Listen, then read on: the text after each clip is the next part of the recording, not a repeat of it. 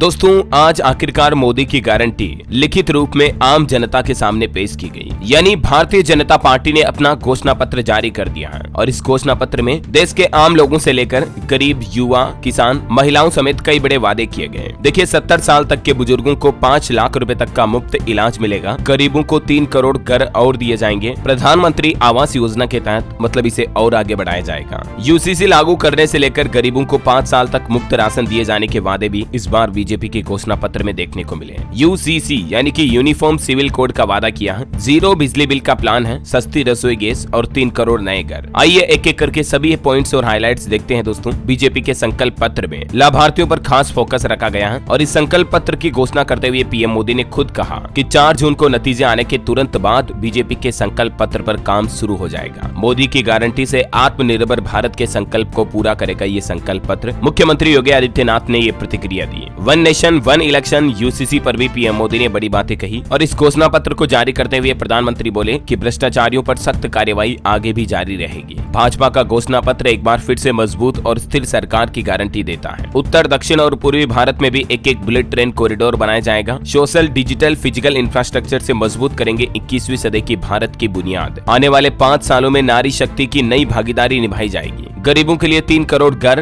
Gas pipeline से सस्ती रसोई गैस भी देंगे। टोटल भाजपा ने अपने घोषणा पत्र में मोदी की 24 गारंटियां दी। वो 24 गारंटियां कौन कौन सी, आइए देख लेते। मैं आपको एक एक करके सभी पॉइंट्स को विस्तार से समझा देता हूं। गरीब परिवारों की सेवा, मध्यम वर्ग परिवारों का विश्वास, नारी शक्ति का सशक्तिकरण, युवाओं को अवसर, वरिष्ठ नागरिकों को वरीयता, किसानों का सम्मान, मत्स्य पालक परिवारजनों की समृद्धि, श्रमिकों का सम्मान, एमएसएमई छोटे व्यापारियों और विश्वकर्माओं का सशक्तिकरण, सबका साथ सबका विकास, विश्व बंधु भारत, सुरक्षित भारत, समृद्ध भारत, ग्लोबल मैन्युफैक्चरिंग हब बनाने का वादा, विश्व स्तरीय इंफ्रास्ट्रक्चर, ईज ऑफ लिविंग, विरासत भी विकसित, सुशासन, स्वस्थ भारत, गुणवत्तापूर्ण शिक्षा, खेल का विकास, सभी क्षेत्रों का समग्र विकास, तकनीक, नवाचार और पर्यावरण अनुकूल। ये टोटल 24 गारंटी दी गई है और इन सभी गारंटियों के अंदर कई बड़े ऐलान किए गए हैं। एक एक करके आपको बता देता हूँ। भाजपा के संकल्प पत्र के 10 बड़े वादे पहले देखिए आप। 70 साल से ऊपर के बुजुर्गों को आयुष्मान भारत योजना के तहत 5 लाख रुपए तक का मुफ्त इलाज मिलेगा। गरीबों के लिए मुफ्त राशन 2029 तक चलाया जाएगा। गरीबों को 3 करोड़ घर दिए जाएंगे। मुद्रा योजना के तहत लोन की सीमा को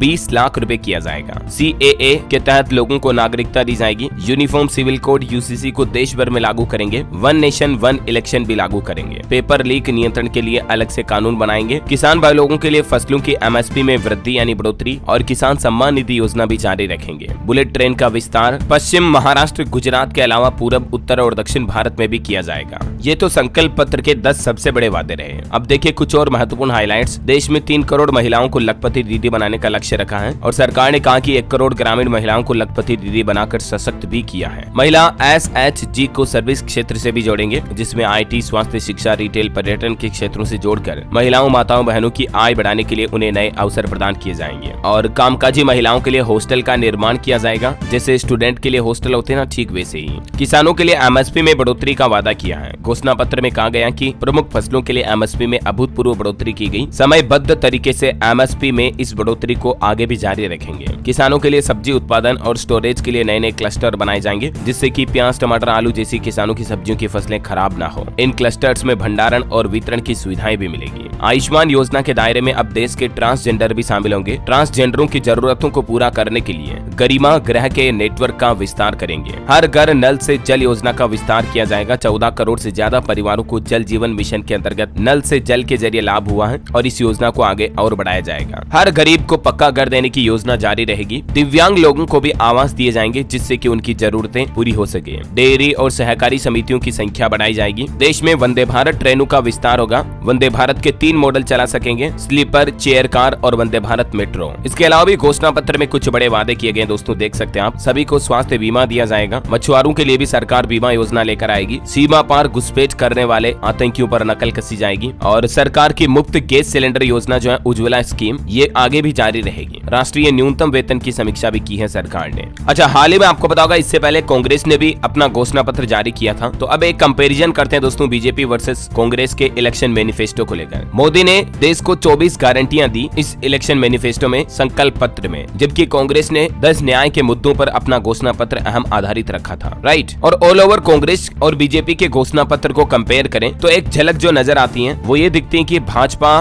देश में बड़े बदलाव, देश के विकास, देश के इंफ्रास्ट्रक्चर इंफ्रास्ट्रक्चर, देश की तरक्की के ऊपर आधारित घोषणा पत्र में ज्यादा फोकस रखा गया, जबकि कांग्रेस या सपा बसपा जेडीयू के घोषणा पत्र भी मैंने आपको हाल ही में बताए थे, उनमें व्यक्तिगत लाभ जो लोगों को देने की ज्यादा फोकस किया गया अपने अपने घोषणा पत्र में, जैसे महिलाओं के लिए लाख लाख रुपए साल के देना, बिजली फ्री वगैरह वगैरह। तो देखा जाए तो ये बिल्कुल रीजन बता रहा हूँ, निष्पक्ष तरीके से सभी के घोषणा पत्र का कंपैरिजन आप खुद ये महसूस करोगे जब तीनों के घोषणा पत्र को पढ़ोगे, बीजेपी, कांग्रेस या जेडीयू के, तो आपको भारतीय जनता पार्टी के घोषणा पत्र में देश का विकास, देश की तरक्की, देश का फ्यूचर झलकता हुआ नजर आएगा। बाकी ये तो वक्त ही बताएगा कि आखिर देशवासी जनता कौन सी राजनीतिक पार्टी को अपना भविष्य के रूप में चुनती है। 4 जून को सब पता चल जाएगा। बहरहाल कुछ शब्दों के एनालिसिस भी देखते हैं दोस्तों। भ्रष्टाचार, आतंकवाद, इंफ्रास्ट्रक्चर, विकास, GYAN ज्ञान यानी कि गरीब, युवा, अन्नदाता और नारी, अर्थव्यवस्था, संविधान, राम मंदिर, गाय, महंगाई, अल्पसंख्यक, शिक्षा, रोजगार, नरेंद्र मोदी। आप सोच रहे होंगे मैं ये रैंडमली शब्द आपको क्यों बता रहा हूँ, तो ये कुछ ऐसे शब्द हैं जिन्हें बीजेपी के इस बार के इलेक्शन मैनिफेस्टो में काफी कम या काफी ज्यादा इस्तेमाल किया है। और एक सबसे महत्वपूर्ण बात आपको बता दूं, चाहे किसी भी राजनीतिक पार्टी का घोषणा पत्र क्यों ना हो, अभी हमारे देश में सबसे बड़ा मुद्दा पता है क्या? बेरोजगारी का है। हालिया लोक नीति के द्वारा किए गए प्री पोल सर्वे 2024 में ये बात सामने आई है। ये देख सकते हैं आप, इस सर्वे के अहम मुद्दों में लोगों ने 27% लोगों ने सिर्फ बेरोजगारी को चुना कि 2024 के लोकसभा चुनाव में आपके लिए सबसे महत्वपूर्ण मुद्दा कौन सा है,